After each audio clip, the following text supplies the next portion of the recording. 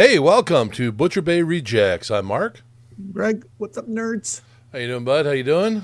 Bittersweet, right? We had the finale of Survivor and Ted Lasso. Yeah. So get your Kleenex boxes ready. Oh God. We're also going to tackle Fubar, Arnold Schwarzenegger's new show on Netflix, John Yeah. Wick Chapter 4, and Air, starring Ben Affleck, Matt Damon, and a host of others on Amazon Prime. All right, Yes. so Survivor 44. Okay, so remember I always say Survivor is no longer, the strongest. It's the weakest that wins. Yeah. So Jam Jam, I'm still in shock over this vote that he won because he didn't do anything. But again, neither of the three. Now, if you notice, Heidi, I spoke about this in the last season. If you recall, Cassidy Clark didn't feel she should have to give up her spot to make fire when that was Right. her only shot. So now at least Heidi is smart enough to know, oh, I didn't do anything. I better volunteer to make fire. Chooses the weakest person to make fire, Carson. Yep. What a meltdown about that. But in reality, it was a no-win for her because if she makes fire against Yam Yam, I mean, either way she loses, right? Because if Carson is there, he wins the game, and Yam Yam, well, she it didn't matter who she picked, like ultimately. I mean, and she got one vote from Danny, which I still don't understand. I thought Danny would have given it to Caroline because she was the one that ousted him. How'd you think of all this going down? Well, for me, when she picked Carson, I'm like, okay, you want to make a big move and throw, show that you're throwing your thing on the line, right? But then she picks the low hanging fruit. Right, Yes. She doesn't challenge anybody. No, but think about it. Let's just say she did beat Yam Yam. Okay, great. Yeah, she still would have lost to Carson. Yeah, Carson's still there. Sure. So I mean, she had a no-win situation going all the way through. Oh yeah, because Carolyn played a better game, Jam Jam played a better game, Carson played a better game. That was it. But her big move was not a big move at all. I mean, she could have maybe won them over a little bit. In tribal, because I think that's where Jam Jam won it. He won it there. He didn't win it in the overall game. He won it there. He won it by convincing everybody that he played a game. But like her, she's like, okay, I'm going to make my big move. I'm going to pick I'm going to pick the fish in the barrel and shoot him. You know what I mean? So to me, that was just like, yeah, that wasn't a move. That was just bullshit. yeah. I mean, she gets from me half a point for offering because, like that's what Cassidy should have done last season and didn't. Yeah. So at least Heidi knew that. Okay, I better do something here. Well, but, you know what? I mean, she would have scored points if if everybody, because everybody was saying they'd been practicing fire, and Jam Jam and Carolyn were just rocking it out, and Carson was like, I can't do this. So if she picked the ones that were rocking it out and beat them, then she could have said, hey, these guys were good, and I put myself on the line against them. That would have won them more points, I think. Yeah. And here you got a guy who 3D prints every puzzle. Making fire is just a puzzle, but it's actually almost easier than the ones that he was tackling. Well, I mean, when he did that last puzzle that he won immunity on, I mean, you see him roll. Yeah, that was just like before people he had almost all their shit up. He was up. And he was building it the hard way. He was going from he built the outside first. Yeah, and then exactly. He went to the center. So, but that's the game, right? I mean, he suffered a total mental breakdown. Jam. That's what I liked about Jam, that he did help him because he didn't have to. That showed Survivor, integrity, right? That showed integrity. He even held his hands and said, "No, this is how you do it with the wrist when you're flicking the blade against the flint." Well, you know what? I think with Jam Jam, he looked at him, Carson, and Carolyn as even across the board, and he didn't want to go out that way, right? I think he wanted to have everybody have a chance, and everybody step up to the table and be like, okay, we're equal. You guys pick who played best. You know what I mean? Yeah, and well, with the edited version, like he didn't even mention that he helped Carson. I mean, sure, they do cut a lot of footage, but again, in the footage that aired, he never mentioned it once that he helped him. No. But he did play a game. He did have everybody's ear. Was kind of like buzzing around. He was social. He was Mr. Social. He was he was Hank Azaria. He didn't make any. Yeah, I give him some credit. He didn't make any big moves, yet still somehow convinced them. I mean, Carolyn made a huge move getting rid of Danny. Yeah. that was beautiful. Okay. Yeah, I thought she would have got that one vote, not Heidi. Yeah. But I don't think she played off on that. I don't think she played off on those types of moves because I mean she had the one, but then the other ones didn't. Yeah, yeah. Yeah. Well, she said she was. I read all the articles after the fact. She was pretty mad that she didn't get one single vote. She thought she would have got it from Franny, and yeah, Franny up until then looked like her big cheerleader, right? Yeah. But no, Franny went to Yam Jam. Yeah. I like afterwards in the after show. It's like, you work for NASA? Yeah, yeah. Well, the best was with Franny and her boyfriend. You know. Oh Like, yeah, Matt. she goes, "Of course, we know we're not supposed to do that. We're not stupid, but you know." Yeah, well. Well, Yeah. they're still together. Well, hey. Sometimes rebounds go the distance, right? Yeah, yeah, yeah. Well, yeah, absolute banger season. Yeah, I'd say that's the name of this episode. The absolute banger season of Survivor. Yeah, I'd say it was pretty good. No, it was good. It was good. You know, we saw the preview for 45, so fasten your seatbelts in September, folks. Yep, for sure. All right, let's get you on the lasso here. 'Cause I know you must have watched it 5 times. Yeah, so Mom City was the first episode 11, where his mom, which is really funny because I love how his mom is the carbon copy of Ted Lasso, and he couldn't stand her. You know, it's like the old joke. You know, I can't be with anyone like me. I hate myself. You know. Yeah. She was exactly like him, and he was getting annoyed. So now he knows what it's like to be around Ted Lasso all day, right? Yeah. No, I loved it. I thought, well, I mean,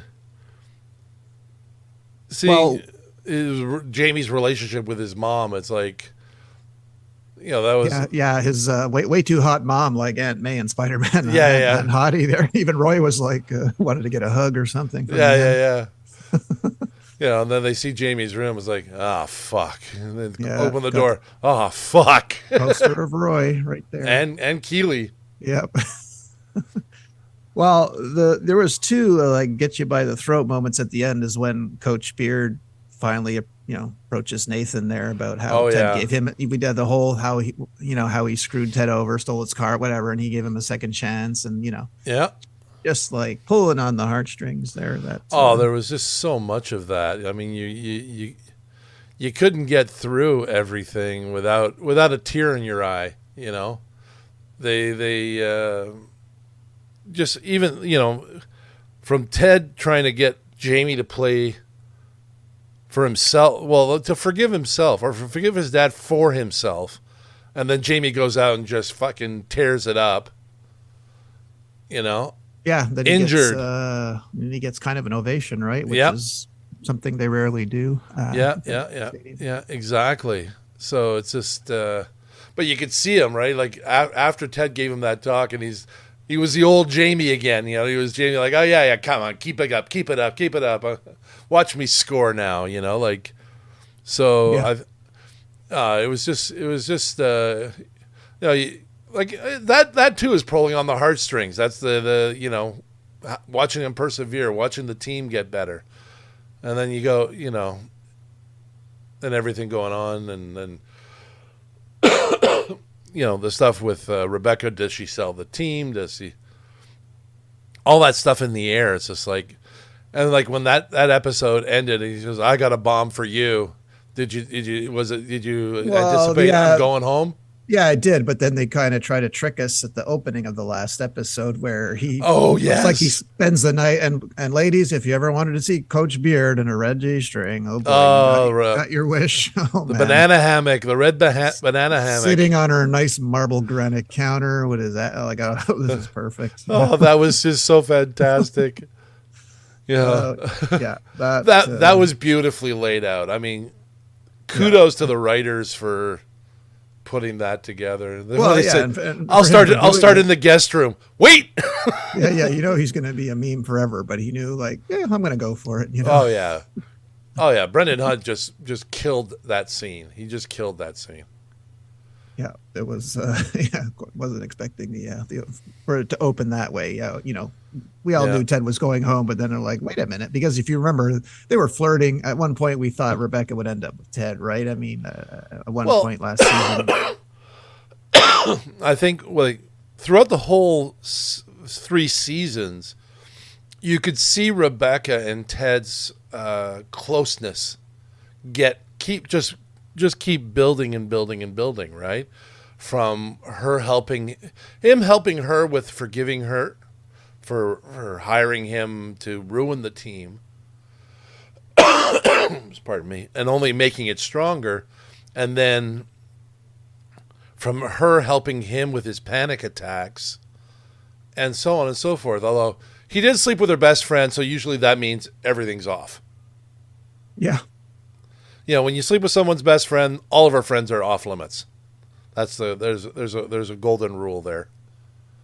But but you saw everything progress with them, and it was a beautiful thing to see. They got a beautiful friendship. Now, I'm wondering, I've been watching all the interviews afterwards, and they keep saying like this story is done. there's gonna trust, But we don't know if there's more Ted Lasso story to tell. no. He's out. There's gonna be a movie or spinoff. I can 1,000,000% guarantee you. People do talk about this when shows aren't even as popular as Ted Lasso was. So trust me, Apple's got all the money in the world. Of course, we're still going to watch, even if Jason Sudeikis is not in it. There's going to be a movie or a show. Oh, I think there's going to be a way to bring him back in. I mean, yeah, it might be a FaceTime or whatever. But even if he doesn't, are you not going to watch? Oh, absolutely. Of course you will. And there's going to be. But I mean, it's called Ted Lasso. Yeah. No, the new series. If it's a series, the name will change. I mean that's all. Watch him do a tour in America. AFC Richmond does a tour in America. And yeah, well, yeah. I mean, they'll incorporate him, but even if it's not about him, I'm still going to watch. I mean, come on. Oh, absolutely. Good characters. Absolutely. I mean, we want to see who Keeley chose. If yeah, it's funny. Now, tell me, when you saw the coach of Richmond walking on the sideline with his beautiful black trench coat and the wind taking it, did he not look like a Star Wars villain? Oh yeah. I mean, come on, put this guy in, guys.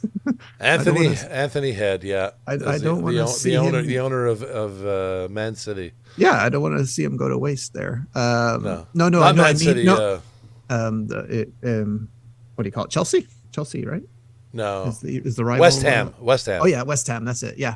And did I not call it? He brought back the original coach of my God. Richmond AFC. That headline about it getting nutty on the field. I was like, I lost my shit on that one.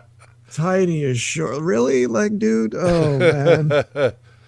But I like after the game, he went and shook Ted's hand and good game. Like, he's been shitting on him as a commentator for several seasons, and then in the end when he played him, and he's like, "Nah, good job." Well, and I like how he totally, he turned down the Karate Kid sweep the leg thing. Yeah, exactly. He didn't do what Johnny did. He didn't want to win that way. Yeah, exactly.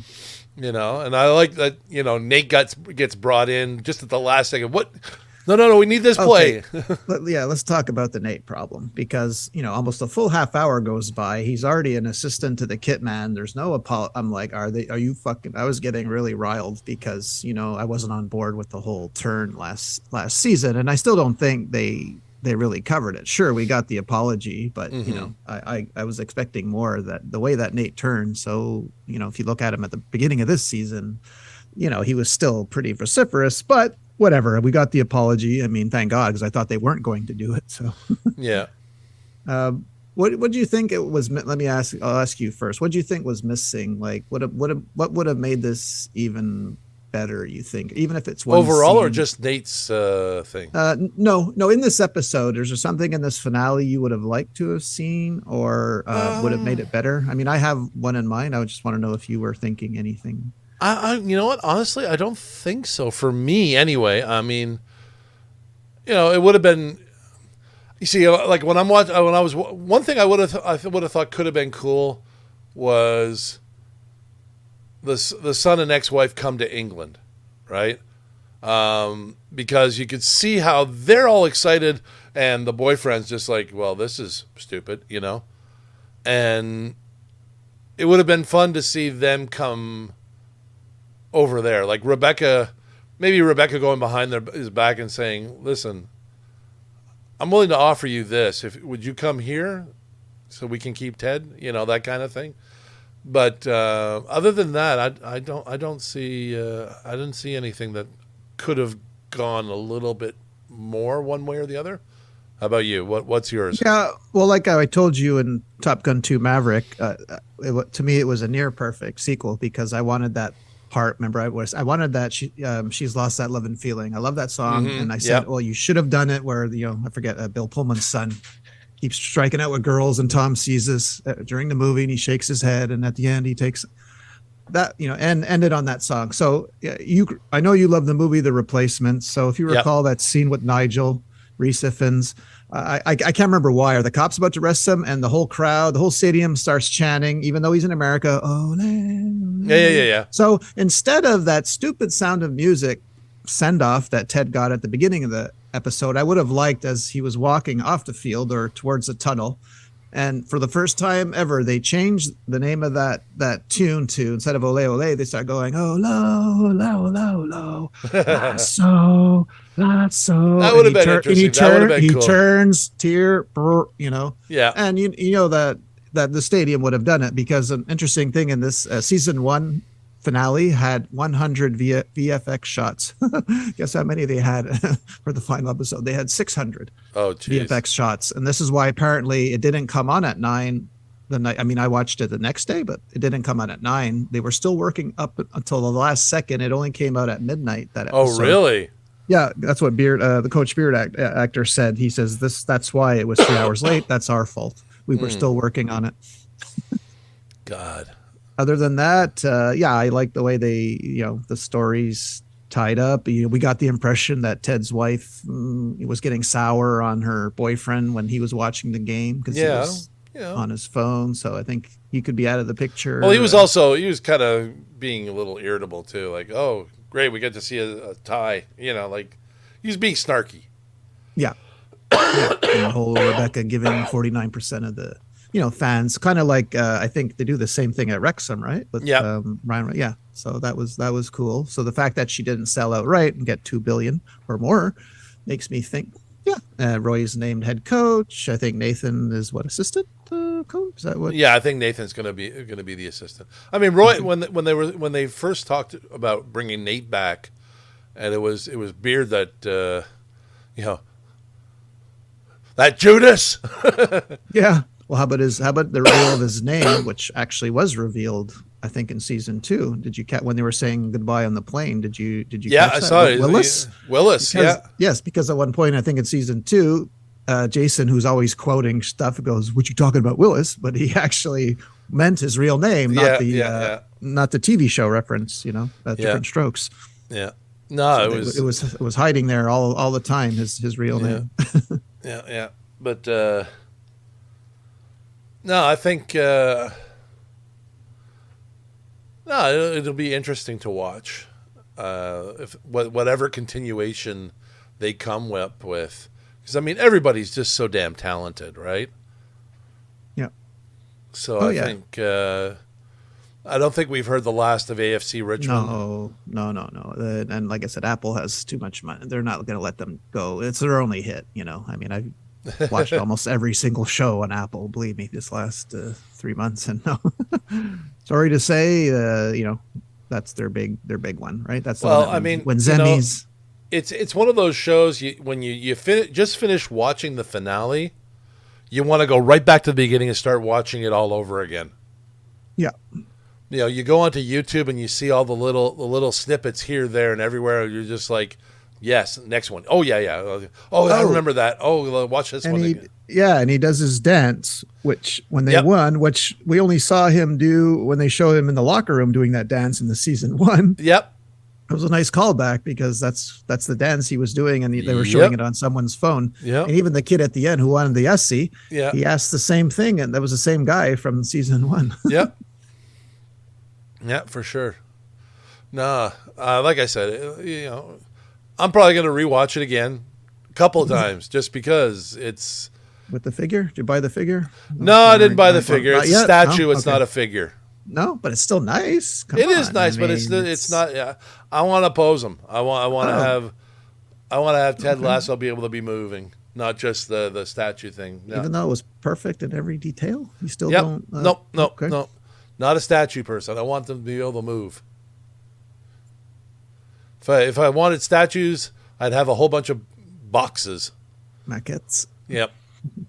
Everything would be in the box. Okay. All right. We move on to Fubar. And for Oh, Lasso, we'll just Fubar. say Fubar. Yeah. So this was nothing like I thought. I did not. I was. This is saying more like a Disney show to me. Like it should have been rated a hard R or something. I was really clean, too clean for me. What do you think?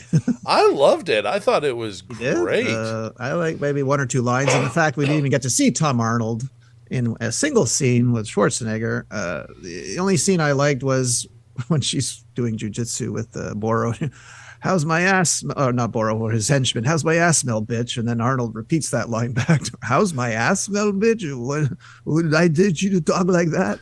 I mean, and of course, seeing Melissa in her, thank God I kept watching because then I would have missed her in her blue bikini, not bikini, underwear, bra and panties. I would have missed that had I not kept watching. And does that girl wear the hell out of a wife beater or what? I mean, come on, white tank top. But no, I can't say I enjoyed it. No, Come on. I mean, I looked at that no. and there was just so much fun in there. Yeah.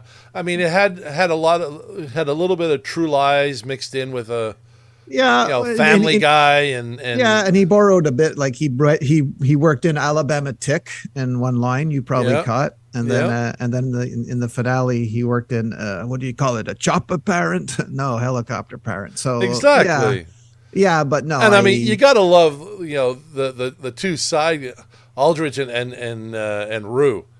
I mean, come on, those well, guys were hysterical. well, her I know. Yeah, she's a female comedian. Yeah, I know her. She was with Chelsea Handler a lot, so she. You know, I think she's funny. I like her.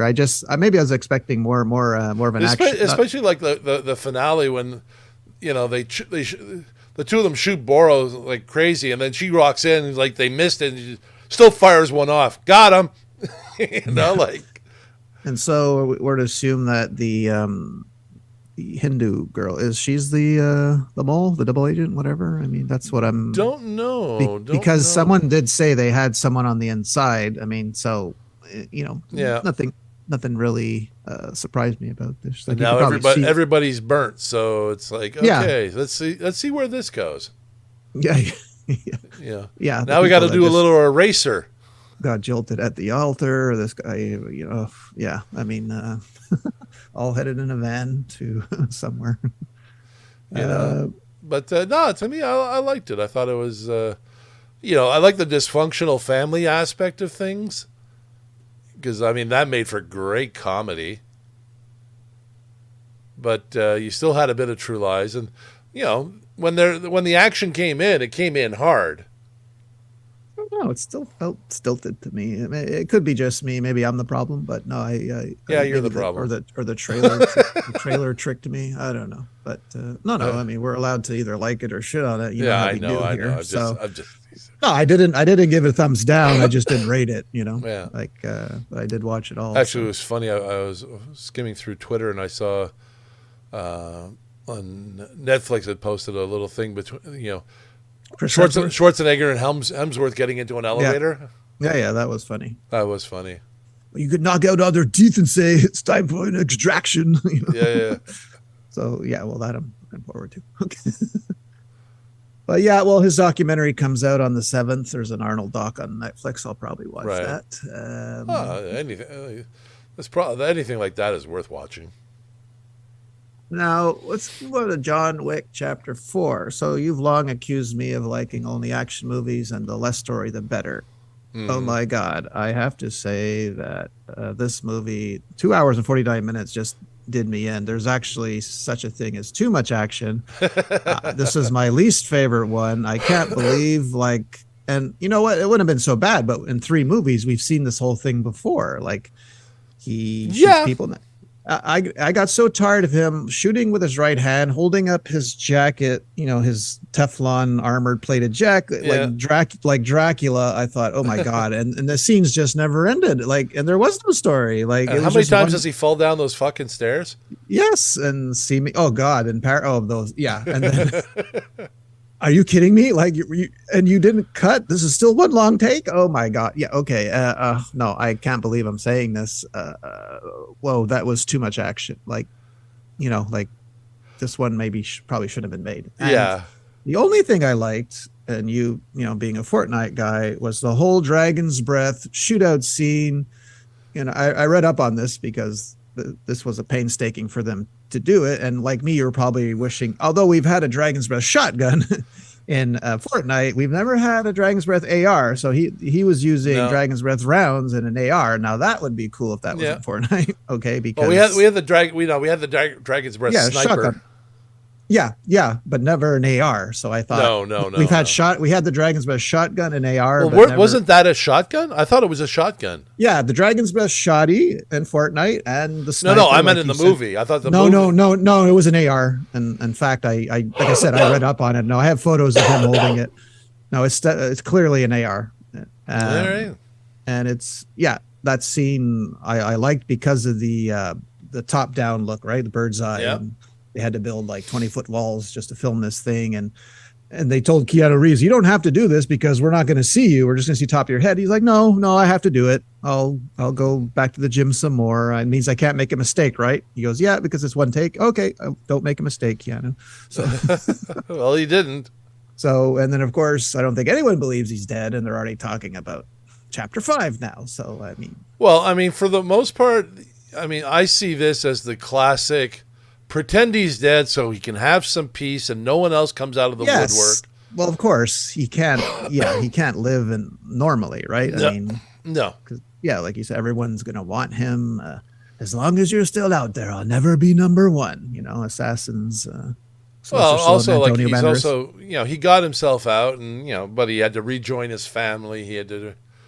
It was like you said, it was long. It was a long drawn out thing. Yeah, it did not have to be 3 hours. Like, guys, come on, man. Like, you're talking to Mr. Action, no story. If I'm saying like, you overdid it, okay, that should tell you everything. Yeah, I mean, the addition of Donnie Yen and him love Donnie Yen. Him being put into that hard position where he got too close to his daughter, and they said, "No, you can't do that." Therefore, Yeah.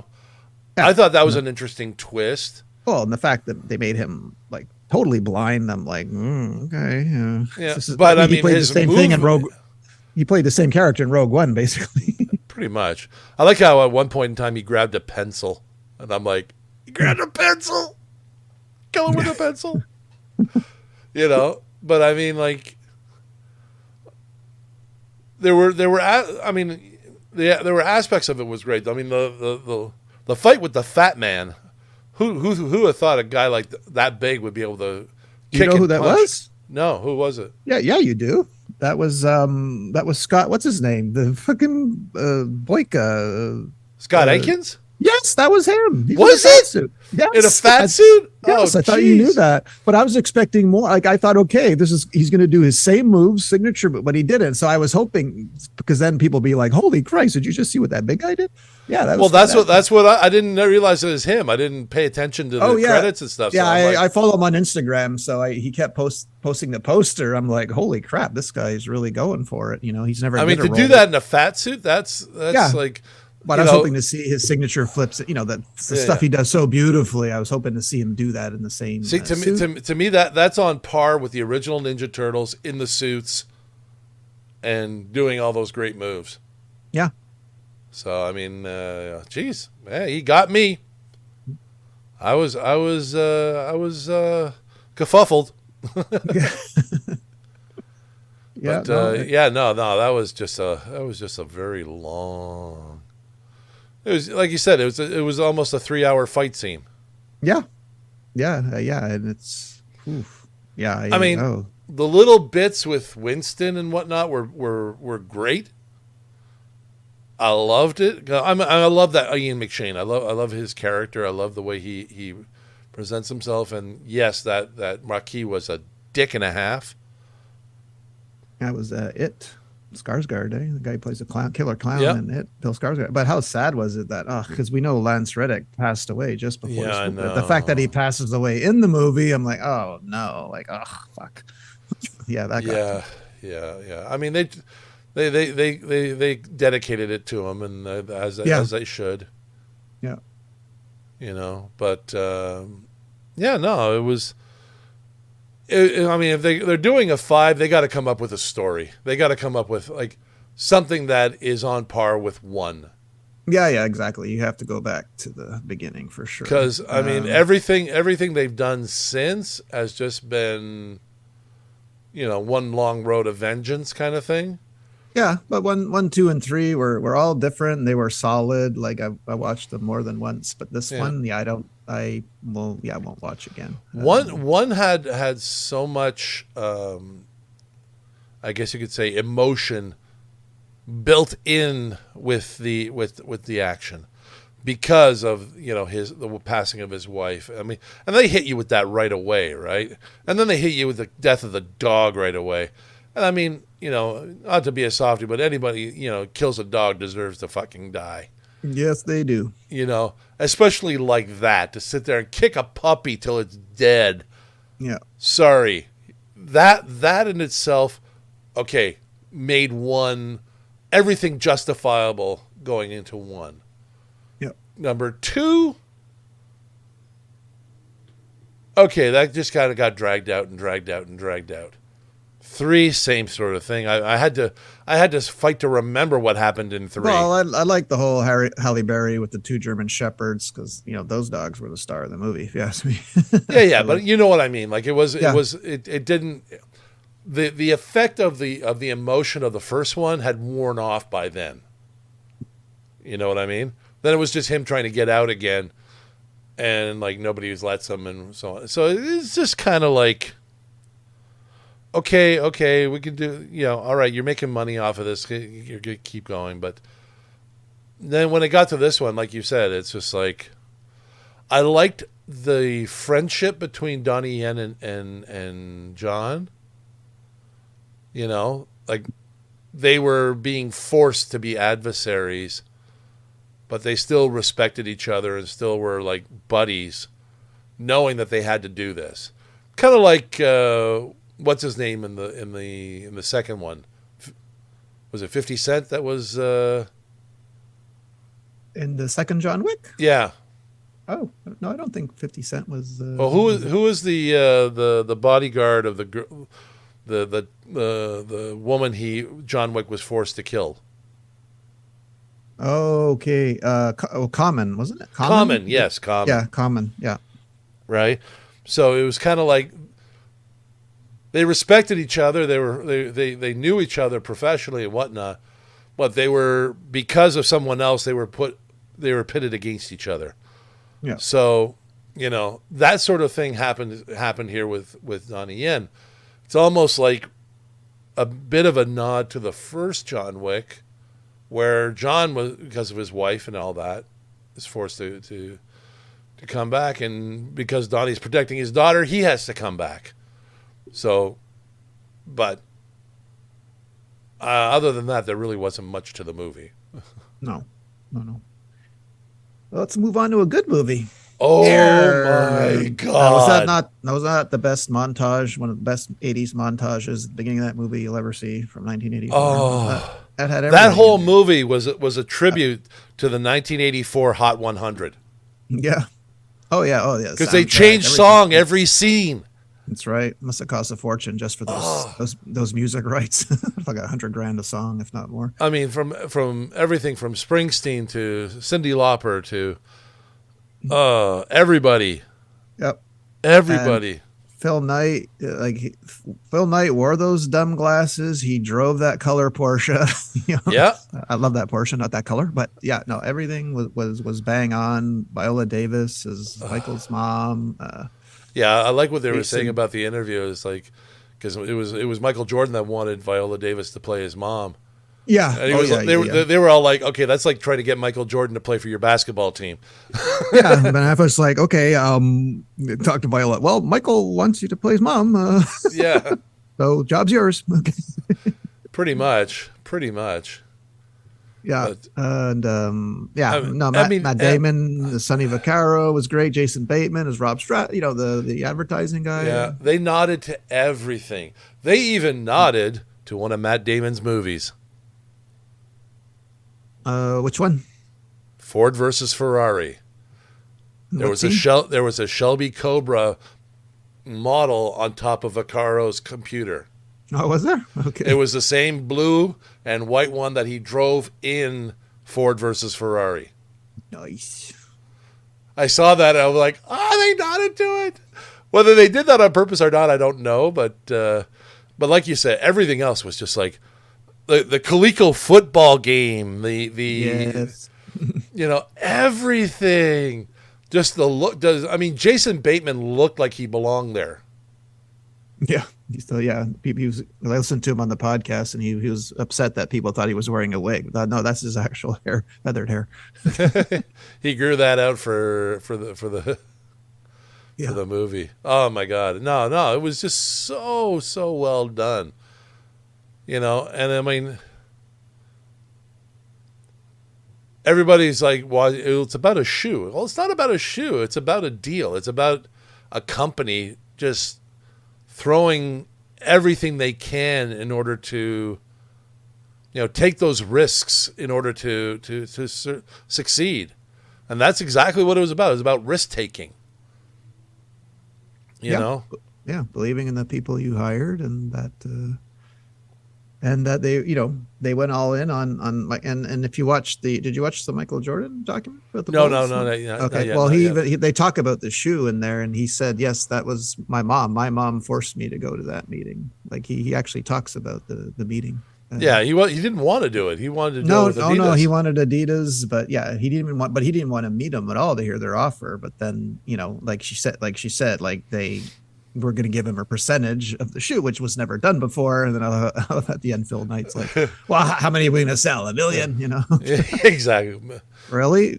Just one of those pairs of shoes inside a box never worn is like worth 6 million. Okay. Like a million. Okay. Well, I mean, well, that's just it. Like, yeah, he was saying, what? How many can we sell? Maybe we can sell like 4 million's worth, and the actual number was 162 million in the first year. Yeah, the first year. Yep. You know,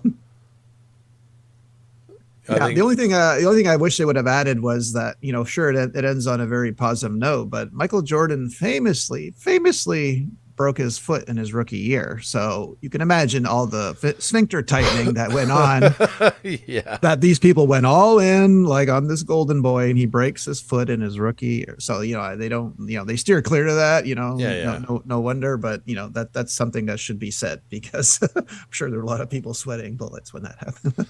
Yeah. But I mean, I just loved how it was going like, we got to do that. We got to take this risk, but we can't convince people of this risk, but we still got to do this risk, So it's like there was so much emotion put in, and especially I loved the weekend before the meeting where they went ahead and built the shoe, Yeah. like, pack your pajamas. We're staying here all weekend, and they did, and it was just like,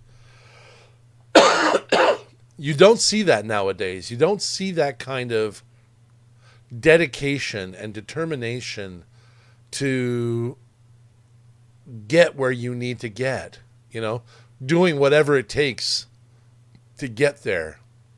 Yeah. And this movie's a testament to that. Yeah, that's the whole Matt Damon thing. When he's exasperated, he looks at Ben Affleck, Phil Knight, goes, how the hell did you build this company? And then at the end, Phil Knight goes to him, that's how I built this company. Yeah. I love that tie in there. Yeah. And then like when they're trying to do the presentation, and you could see Jordan was getting bored with it, and then he said, cut it, and he launches into that speech, and you just sit there and just kind of like going, all you can do is think about everything Jordan did in his career, right? And Matt Damon's just rolling all of that out, and he just kind of like going, "Oh yeah," and you can picture it in your head, just the dunks, the moves, the everything, right through to Space Jam, him playing baseball, all of it. There's no one else like Michael Jordan, you know. That's right. Yeah. I think the closest would have been Bo Jackson. Yeah. Well, he was great at both those sports. Like he was great at baseball. He played MLB. Michael never made it to the major league, but yeah, Bo Jackson was your epitome of the two sport athlete. Yeah, but Bo Jackson never reached the same height that Michael Jordan did in basketball. So no. So I mean, like this movie is just like, and you know me, I love the '80s. It was my time. I grew up in there, and everything about that era was about going out there and like you said, just do it. Right? Don't hesitate. Just do it. And that was like the motto of a generation. All of us Gen Xers out there. This was our montage, shall we say? Yeah. And and you don't have to. You don't have to be into basketball or know who Michael Jordan. Well, you got to know a bit about who Michael Jordan is and whatnot to truly enjoy this movie. Because it's about perseverance. It's about succeeding. It's not about anything else but that. The shoe and Michael Jordan is just the vehicle it came in. So, anybody and everybody watch Air. You're just gonna love it. Yep, great movie. Yeah, great movie. You're just gonna love it. Yeah. Actually, after I watched that, I was trolling through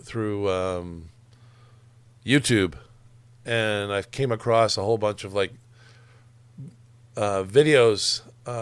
The NFL talking about when they hit their 100th year, and they had roundtables at each position, and they're like great sitting there, like the defensive lineman. You had Howie Long, you had Randy White, you had all these great defensive linemen just talking about how it was throughout the years and how things have changed. And they did that at each position, and it was so interesting to watch.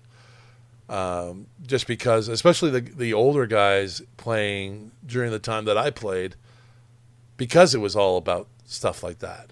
It was all everything that Air made, or was about. That's what these guys were about, and it was just so much fun. Yeah. I could talk about the '80s forever. I know, but we could. Then I would be able to say that when we come back next time, we'll have an episode or two of the Star Trek Strange New Worlds for you. That's true. And of course, Extraction will be on the Friday, June 16 and June 9. I don't know if you're seeing Transformers Rise of the Beasts in the theater. I probably will. I probably won't, but I did see Fast X. And working on Guardians, but not yet. And of course, Guardians. Flash I'll see in the theater because that movie looks too batshit crazy not to. So when is Flash? Well, June 16th as well. Extraction and Flash come out on the same Friday there. Okay. All right. Yeah, I'm gonna catch Flash because it looks too good to pass up. Yeah, I agree. That's it. I don't. Nothing really happened Hollywood wise at all. Really. I mean, not on my end. I don't have any. Well, we had to say goodbye to Ray Stevenson.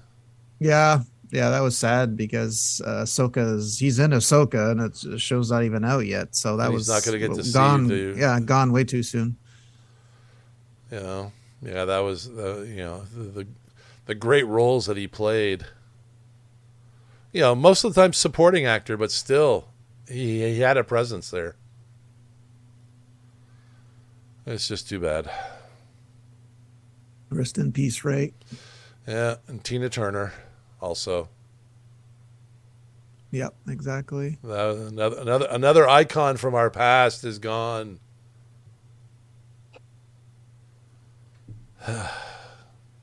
Anyway, not to end on a sad note, but we're going to go out anyway. Yes, sir. All right, gang. Thanks for listening. We will chat you next time. This has been Butcher Bay Rejects. I'm Mark. I'm Greg. See you later, nerds. Take it easy. Bye. You can find us on all our social media. You can search Butcher Bay Rejects on YouTube, at Bay Rejects on Twitter, at Butcher Bay Rejects on Facebook, as well as at Butcher Bay Rejects on TikTok.